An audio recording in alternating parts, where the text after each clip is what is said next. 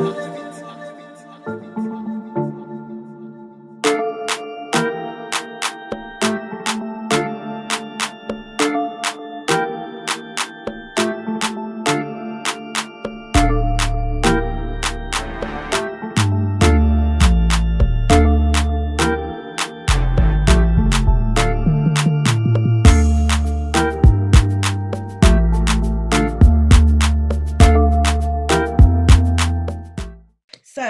you wear several hats, as I know, because I do follow you. So for the purpose of this interview, please tell us who you are and what you do. Thank you so much for having me on your show, INSCRIBE Africa. My name is Just Omomo Ibe, and I am every other time a sales and marketing consultant. We recently became the president and founder of the Association of African Startups. So let me just give you a brief background of what I do as a sales and marketing consultant. For the past 4 years, I have actively been involved in helping startups and small businesses across the world to grow sustainable businesses, leveraging the digital space. And when I say across the world, I've worked with clients from all over Europe, United States of America, Australia. It cuts across the globe.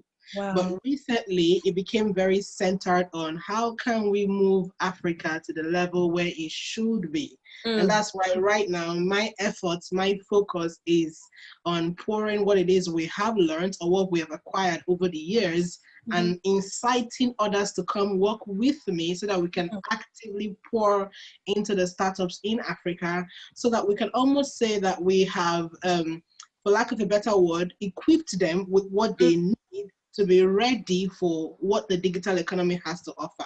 Wow. I mean, I like to say to people that these are just the teething stages of the digital economy. If you think you're prepared, you have to really fasten your belt. Wow. And that's why at a time like this, it's important to be plugged into a community of people or persons who understand what's really going on and how they can help you cushion the effects of whatever may come to your business. And unfortunately, we in Africa are usually the most likely hit by majority of the things that happen in economies. It's sad, it shouldn't be so, but that's just what it is. Right. And so that means if the people in the West are doing 20% to help their startups, Africa should be doing 80%. That's the only way we stand a chance. So yeah, that's just a brief overview of what I have done. In the past, I've helped 5,000 plus entrepreneurs grow their businesses, leveraging both online and offline. And with the Association of African Startups, our goal is in the next 5-10 years to help tens and tens of millions of Africans rise above, I just want to buy and sell, to I want to add value to this continent. Amazing, amazing. I think you have a great vision, and I believe that so many watching will definitely be able to resonate with your vision and hopefully get on board to, I guess, essentially empowering those on the continent to create the economy that we so deserve as a continent as a whole. So within your journey thus far, and what challenges have you had to overcome becoming the sales guru and consultant extraordinaire that you are today? Fantastic. The first thing was acceptance. Every time I said to people, when you, and this is not just limited to me as a consultant, this is for every business owner out there, because consulting is as good as it's a business. And the first thing is acceptance. And so I always say to people, there are 5 levels to get people to accept you or to become influential in the minds of the people you want to do business with. The first is agitation. People are going to wonder, people are going to say, who are you? What do you know? What certification do you have? What gives you the credence or credibility to want to do what you do? And so it's at this stage that majority of the entrepreneurs in Africa fall off the bandwagon. Because they are not getting the reception they assumed they would get. You know, when you wake up with a fantastic business idea, you're pumped up with so much passion, and you would expect that the world will welcome you with that passion. That's not how the world is. It don't matter how fantastic that idea is, they're still going to watch it from afar and say, let me see how far she's going to go with this. And so if you're not prepared for that, what is going to happen is you're going to lose the steam to push forward, and that business may just die. And so that was the first challenge, acceptance. After that, the next is it's getting the market to actually pay for what it is that you offer. But you see, these things are not challenges. They're really just what it is that you would have to go through as a business who wants to grow. And I don't like to pay attention to funding, because if you ask the average African entrepreneur, the first thing they will say to you is, I don't have capital. But honestly, Jennifer, that is the least of the problems we have in Africa. Wow. It's actually the least. And I mean, we can have this conversation for the next 5 years. Right. I'm still going to keep showing you why capital is the least. Because for every business idea you have, and let me just share a story with you. Yes. When I started my brand as a consultant, the first thing I did was start a talk show, because I had this passion to interview successful people, to ask them what they're doing right so that others can learn.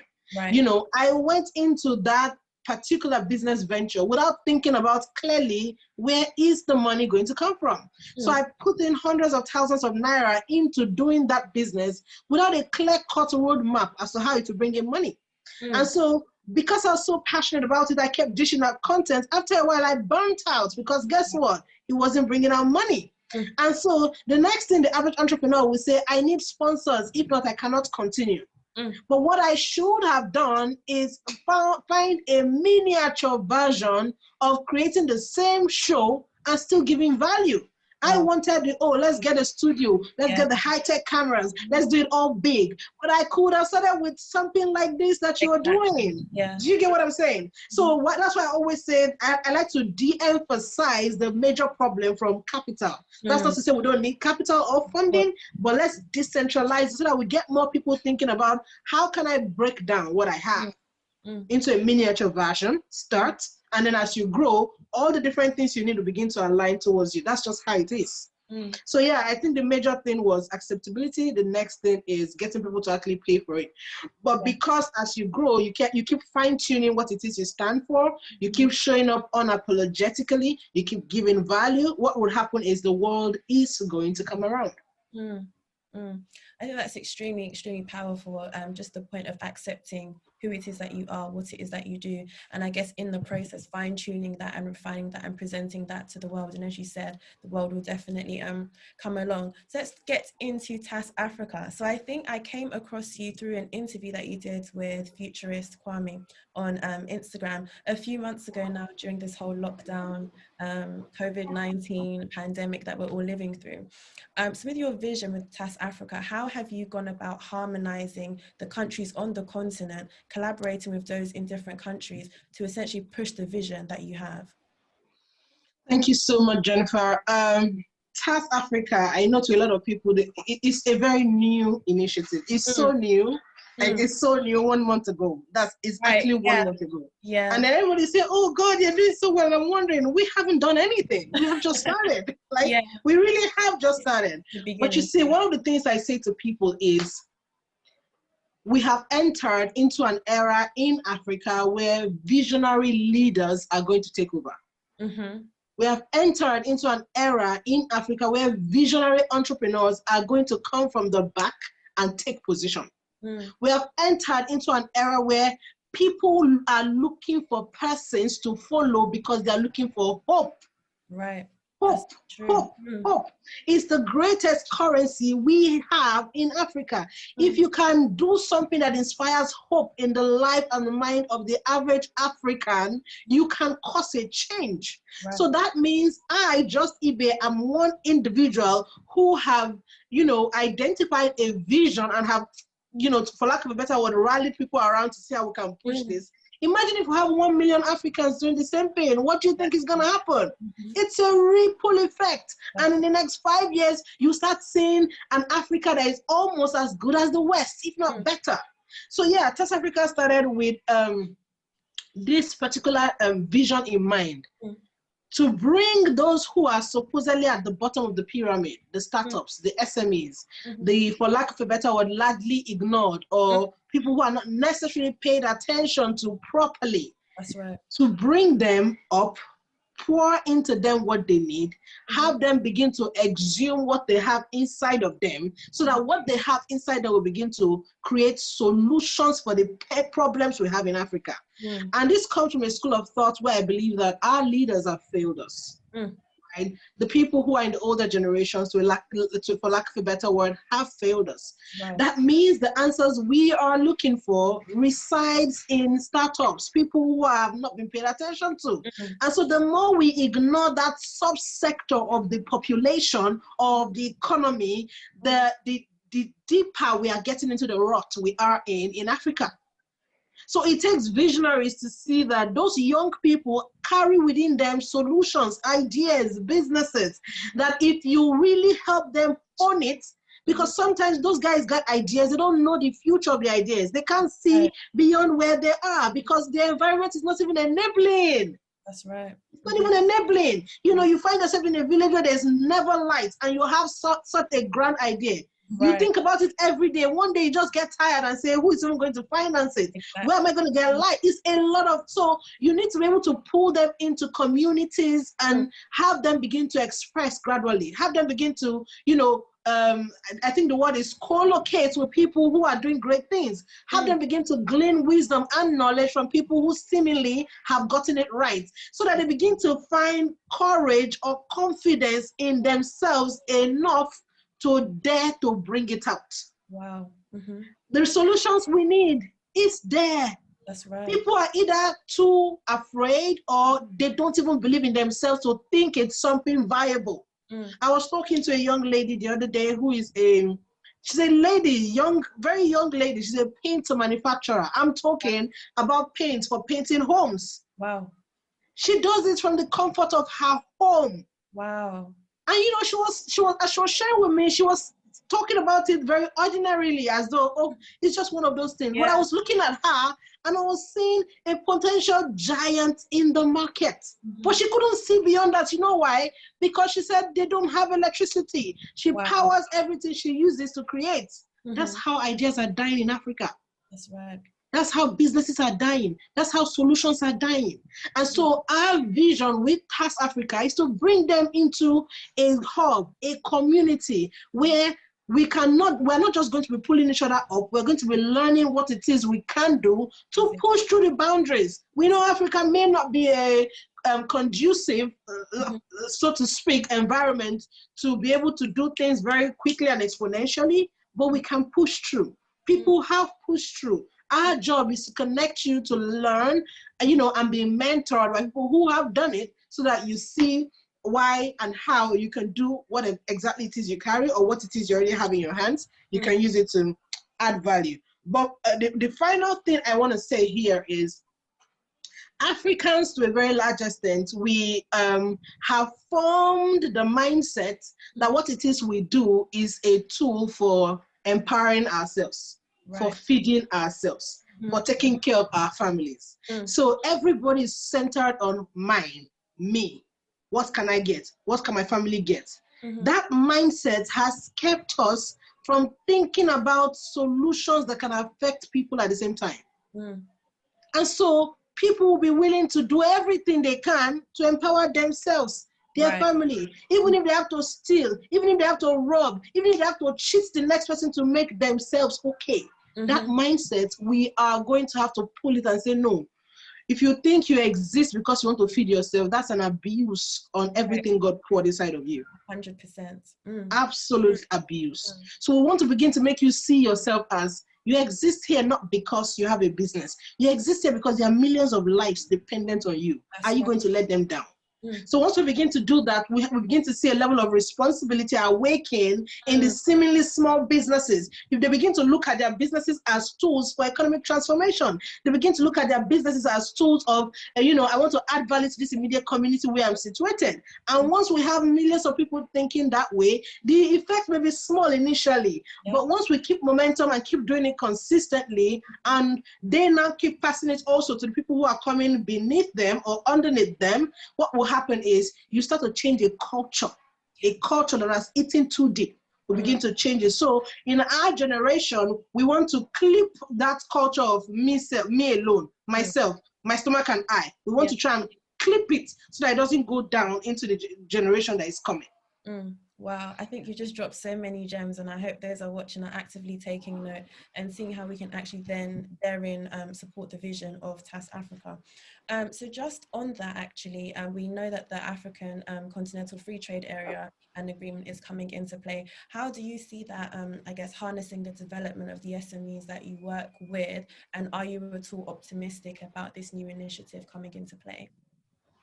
Absolutely, and that's one of the great things I believe Africa is doing. Yes. But you see, one of my concerns about the African Free Trade Center Zone, AFCTA, one of my concerns about it is I do not want it to become another hub where the West comes to take advantage of the population of Africa. Yeah.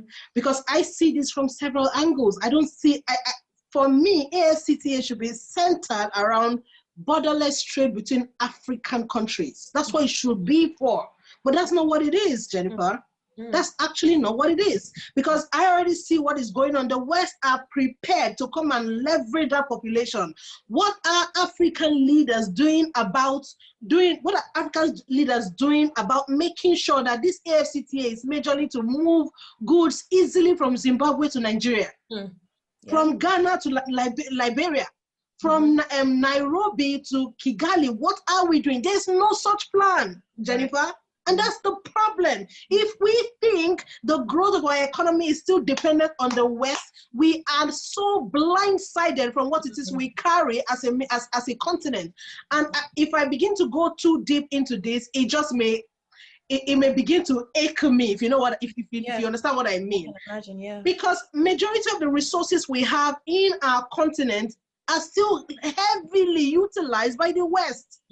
Heavily. And if you look at the impact on the GDP of the African country where it is lifted, it has little or nothing in contribution. I was reading the other day or listening to a documentary about Zambia and the copper industry, or the copper industry in Zambia. And I'm seeing the number of tons of copper that is lifted from that country in tens of billions of dollars being lifted to Switzerland every year. But if you compare how much comes back in tax, it's so minimal, it's so negligible. And you're wondering, how do you have so much resources enriching the West, yet there's no impact on your own country? Now there's AFCTA. The West is going to maximize it. As a matter of fact, one of the greatest things that will happen with AFCTA is it's going to cause a strict competition between us Africans. Wow. Because the West will find a way to bring in their heavily packaged and properly manufactured and refined products into the free trade zone area. We Africans will prefer to go and shop for those ones and leave our own people. So you will find that we, who are supposed to benefit from that, are going to be struggling because our own goods, our people will not buy it. In Nigeria, we prefer to buy a made in American product. Why? We still have that mindset.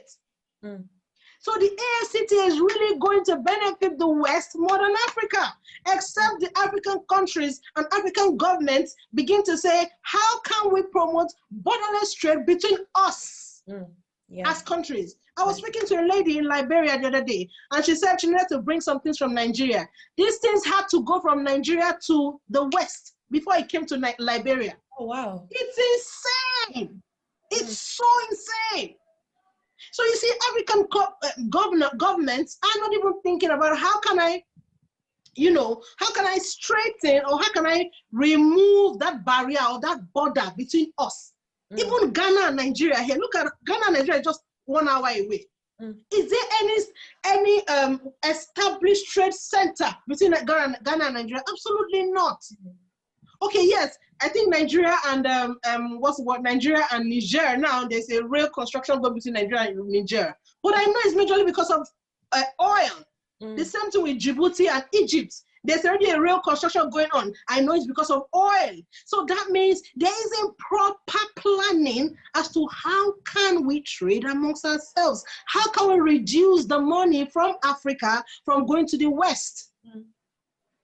Because you see, when I took my time to study the copper industry in Zambia, the amount of money they take out, right?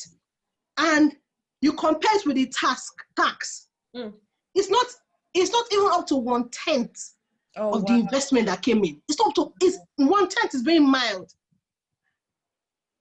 Lord. And that's why I said it's going to really ache me. Yeah. And these are not research by Africans, they are research by foreign people again.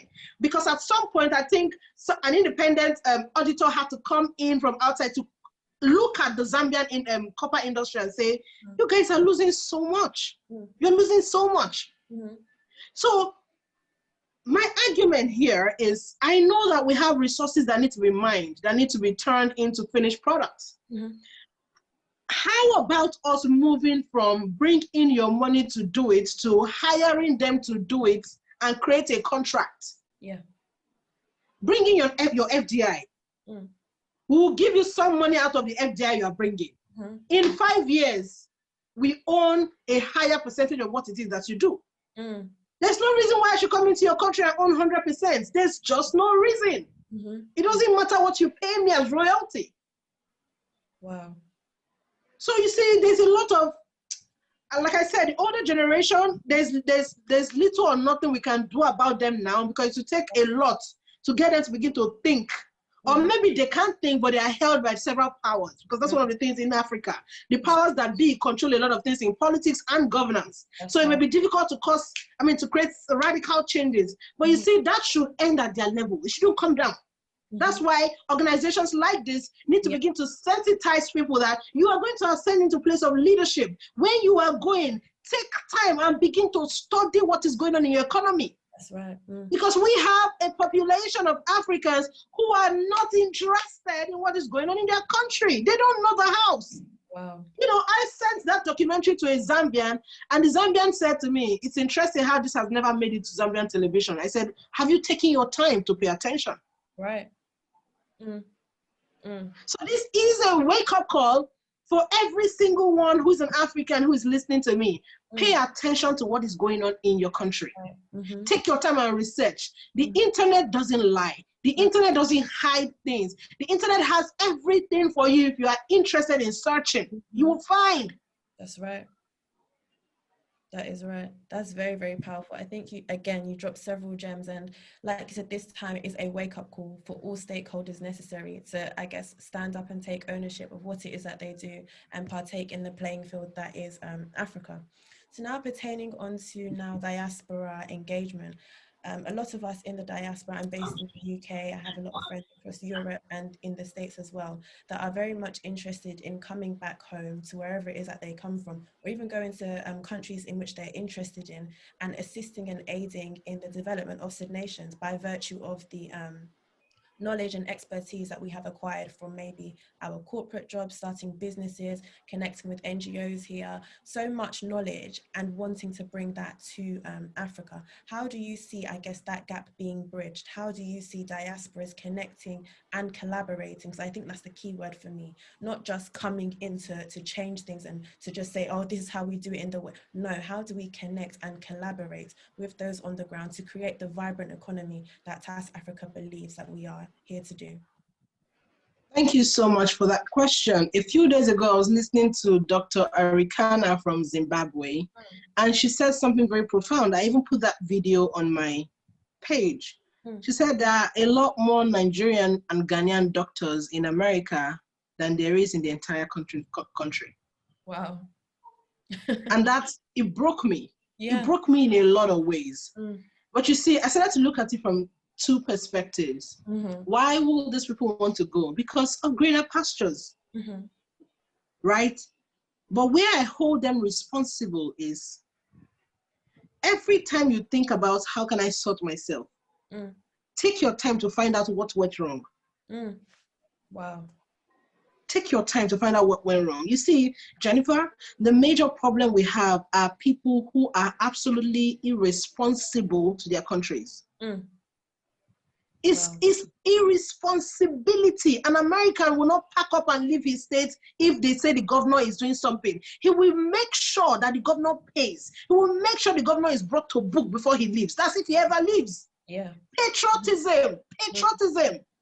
And you see, I know somebody will hear this and say, oh, please, it's easy for you to say that. You know, when I have a job, they're not paying me. There's going to be so many excuses. But you see, America was built on the premise that some people took it upon themselves to create what they wanted to see. Mm. You know, South Africa became what it is because Nelson Mandela took it upon himself to create what he wanted to see. Mm. What is wrong with my generation? Mm. So we have people in diaspora who have garnered several kinds of experiences. Mm-hmm. Before you think about partnering and collaborating, I need you to take at least 1 hour every day and read about your continent. 1 hour every day. Find out the truths that have been hidden in the volume of the books about your continent. Find out. This is a book. I need to bring out this book so I can show you. This book is The State of Africa by Martin Meredith. Mm. The State of Africa by Martin Meredith. Mm-hmm. Every African child needs to read this book. Wow. Martin Meredith is not African. Mm. I think he was just a journalist who was around during all of those colonial days, colonial era. Wow. He took his time to document these things. Mm. If you read this book, you will understand clearly what has gone on. Mm. And it will stir up something inside you that will make you responsible. Mm-hmm. So take 1 hour every day and read about your country. Mm-hmm. If you can't read about the continent, it's okay. Read about your country. After that, the next thing to ask yourself is, what particular issue burns inside of me? Mm-hmm. Write it down. Once you have written it down, the next thing to ask yourself is, what's the end point of this thing if I'm going to do it? You have to know the end from the beginning. Don't just start. You must know the end. It's not enough to say, I want to give 1,000 naira, 1 million naira to 20 businesses every month. It's not going to work. You must understand what you're trying to achieve. Because if all you do is pour money into the country or continent, we may not necessarily be growing the people to a level where they can manage the amount of money we're expecting. And that's why in TAS Africa, even if we're going to give people money by way of grants, we're not going to do it until after 12 months. You would have gone through the rigorous training we want to put you through. If you can't go through it, fall off the bandwagon. Because we need responsible people who have created a mindset of, I am responsible to at least the community. We have 3 focal points: community, country, and continent. If you are not dedicated to your community, the country cannot interest you. If you're not dedicated to your country, the continent will not interest you. So any of these areas, you must fall within these 3 C's. If not, you're not even going to be a candidate worthy of collecting whatever it is we're giving to our startups. Right? So once you have to create an organized system to understand what it is you want to do in your particular community, in your country. If you are not clear, sit down with a consultant. Sit down, you can reach out to me and let us draw up exactly the impact. It's not enough to bring money. Impact and sustainable impact that would cause change that can cascade down or cascade lower, as the case may be. Once you have done that, rally people around and say, this is the vision I have. Based on this vision, who would be interested on going on this journey with me? It's time for us to stop doing solo in Africa. I read an article where 19 families, I think in Atlanta, bought 100 acres of land to build a city for the Black people. I read that, right? And it was so impressive. You see, that's the power of a compelling vision. One person will have started with that and will have called different people, come, let's do this together. Africans who are in diaspora, find something that makes your heart beat for your continent. Find people who are going to go on this journey with you, sell them the vision, and start, no matter how small. And even before you think of collaborating with bodies who are already doing things, be sure that their vision is in cohesion with what you want to do. The first is not just to pour money. Understand the vision. Be sold to the vision. Then bring your own foreign expertise into that vision. So, typical example, if you're somebody who's in diaspora and you think, oh, you want to be able to help people export their products and services. I mean, I'm talking about members of TAS. You could come and say, okay, I see what you do, but one of the things we must do in Africa is we should be able to earn foreign currency. I have been able to crack how to export things from Nigeria or from Africa to any part of the West. Let me come and show the people of TAS how to do it. Do you see, this is strategic collaboration to achieve something major that would help us bring in foreign currency into the country and, may just begin to open up new economic channels of trade for the country or for the continent, as the case may be.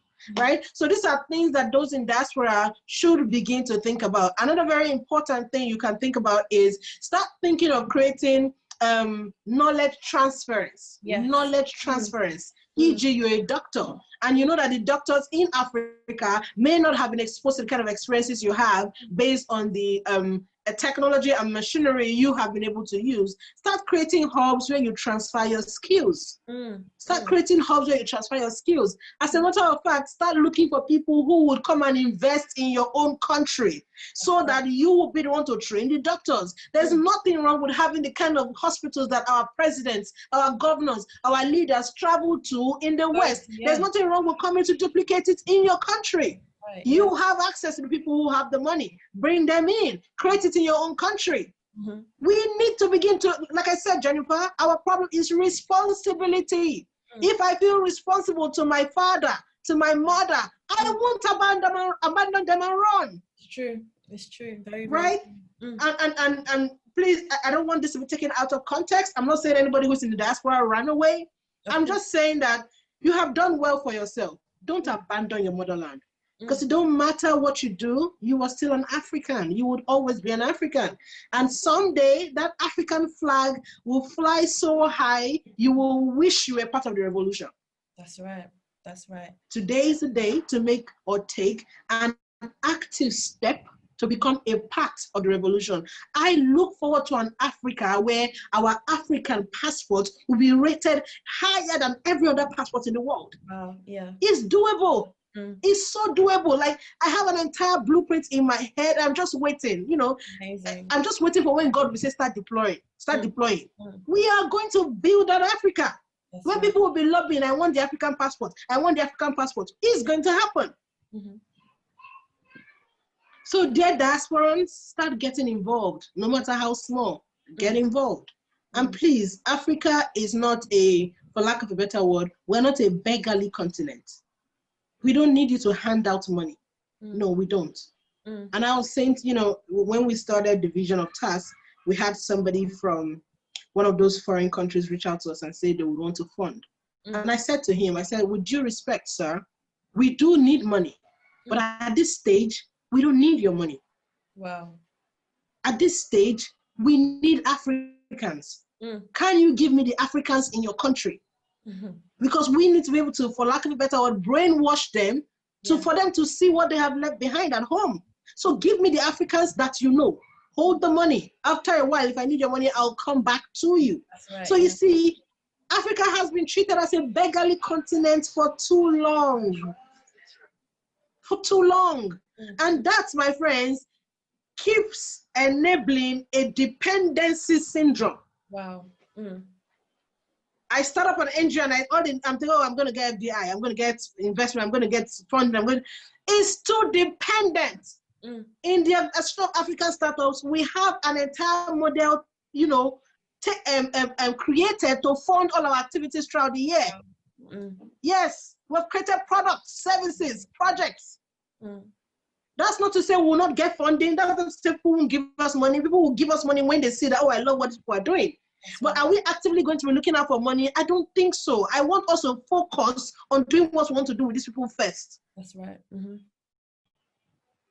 Wow, that's powerful. I think just for me, from what you have said in terms of bringing... So guys, don't just hand money to Africa. Yeah. Okay, sorry.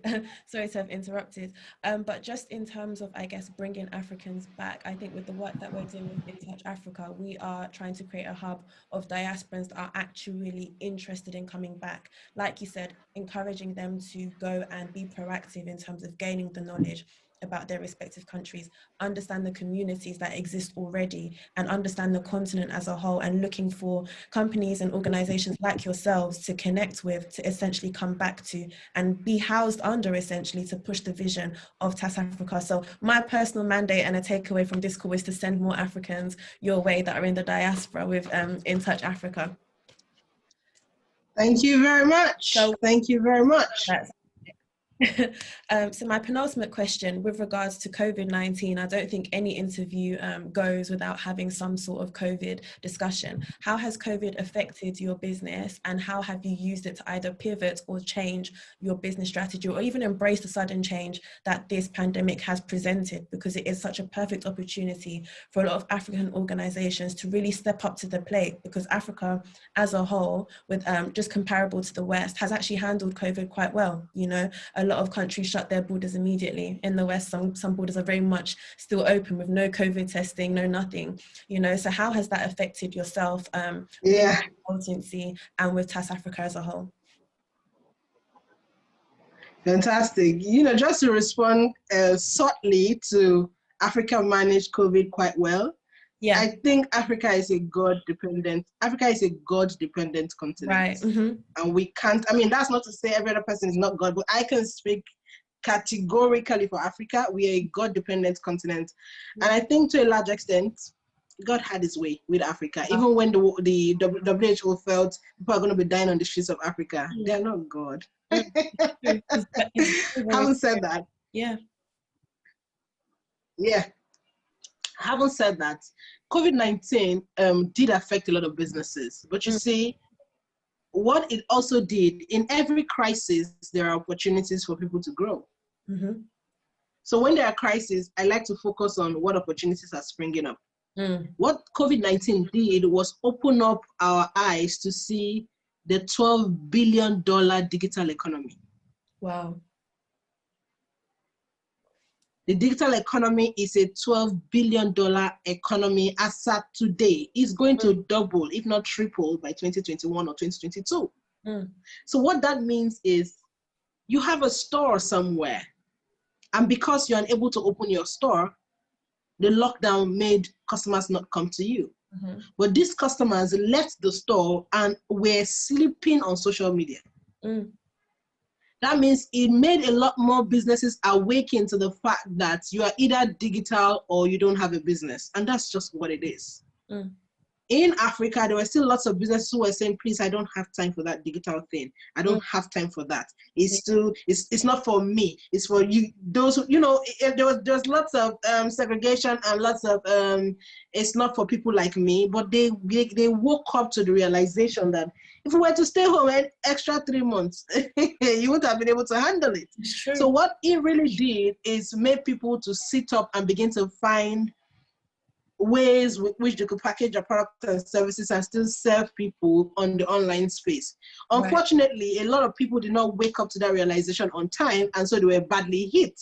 But those who woke up to the realization on time, they started to navigate the area. But you see, another thing that was a key take home from the COVID-19 is people's buying power did not necessarily reduce. Because before the lockdown, most people have saved some money. The money did not fly out overnight. But what just happened is there was a reappropriation of preferences. So if I was going to buy a human hair every month, ordinarily, I would say to myself, sorry, human hair, you're not important right now. Can I feed? So people's scale of preference got rearranged. That puts at a disadvantage people who were selling commodities, not solutions. Please speak this. This put at a disadvantage people who were selling commodities, not solutions. When I say commodities, I can sell a product and commoditize the product. I can sell this particular device and all I talk about is buy this device. Buy this device, it's half-inch, it's heavy, it's light. It's a commodity. As far as I'm concerned, why should I care about half-inch? It's light. You can carry it everywhere. It doesn't matter to me. But once I move this device from without it, you're unable to make money because you're out of internet.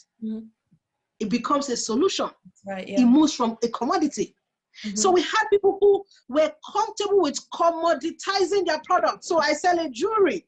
All it was is a commodity. In the lockdown, I'm not interested in a commodity. I'm interested in something that gets me more money. So let's flip the table. If I was going to sell this jewelry during a lockdown, I will be saying, package yourself to attract high-paying customers. That's right. So it's moving from just a jury to a tool to help you call the wealthy people to give you their money. Because at that point, I'll be saying to you, wealthy people are not broke. They have money to give you, but they're looking for a certain kind of packaging to release the money. Do you see this? So what we had were people who were commoditizing, which made them negligible, which made them, what's the word? Replaceable, that's the word. Yeah. But people need to move from commoditization to projecting solutions. That way, your customer sees you as almost irreplaceable in the market. And of course, the key to doing that is showing up consistently, giving top-notch value, second to none. And this pushed a lot more people to begin to say, customers are more interested in visuals, audio visuals. Put yourself out there. Let people love what you do. Let people see what you do. Let people hear what you do. It's not enough to say, put a picture of a dress and say size 12, send me a DM. No. Show me how I strutted myself in that dress and I walked into an office and they were playing before, but all of a sudden they saw me and all their heads turned. That's right. You have moved from selling a dress to selling presence, class, attention, you see? So this is one of the things that people are beginning to wake up to. Of course, I have done a lot of trainings, teachings, awakenings, just waking people up to the realization that, hey, you need to wake up. The reason why they're not buying from you is because you're selling a commodity, moving from commodity to solution. So yeah, having said that, I believe that people are now waking up to better ways to do their businesses. And I'm sure that as the lockdown begins to ease in different parts of the world, with key focus on Africa, people will learn to do business better. My greatest concern, however, is I pray that we don't go back to status quo. Right, yeah. I pray that we don't forget the last 6 months. Because if we do, it's sad. It's sad. I don't think there's any time in the history of our time, in my generation, that we've ever been locked down for this long. That's right. You know. But finally, just to say this, I believe that lockdown was a time for a lot of people to press in to who they really are. That's good. Who are you? What are you here for? Because I believe that all of us were running at a speed, chasing different things without paying attention to your core. Your core is what makes you a human being. Without your core, you are not a human being. You are another entity, just a statistic. So I believe that the lockdown was a period for people to get in touch with their core and bring that core out. Because, you know, I know God is just sitting in heaven and looking at us and saying, every day they're crying, there's problem. But I have deposited in them what they need. They can't see, they can't hear, they're running around. Can I pause so that everybody can think? So I hope that this period of lockdown, we were really able to connect with our core to begin to run at that speed. Because if during that lockdown, all of us are connected with our core and we came out of the lockdown running in that direction and speed, you begin to see solutions that have never been seen or heard across the world. And I really pray and hope that that's what it is in Africa. Because of course, my major concern is Africa. I pray. But yeah, it's encouraging to see that since we came out of the lockdown, there are a lot more people who are Pan-Africanists now. It's a lot, it's a lot. And I'm blessed. I mean, In Touch Africa also is Pan-Africa. There's so many organizations springing up now, Africa, because Africa is rising. That's Africa right. is on the agenda. Africa is time for us to take our place and, you know, become that which God has created us to be from inception. And that will only happen if you and me step into the space, step into the center. If we take up those mantles, take up those batons, take up those mandates and run with them. It may not be an easy ride, but it's doable. That's right. Oh, it's doable. Nothing good, nothing great comes easy. If Mandela was locked up several years just because he wanted what he wanted for South Africa, you may not be locked up, but it's not going to be a smooth ride. Are you ready to give it what it takes to build what you can see is possible? Because sometimes when you start a vision, people may not understand. People don't see it.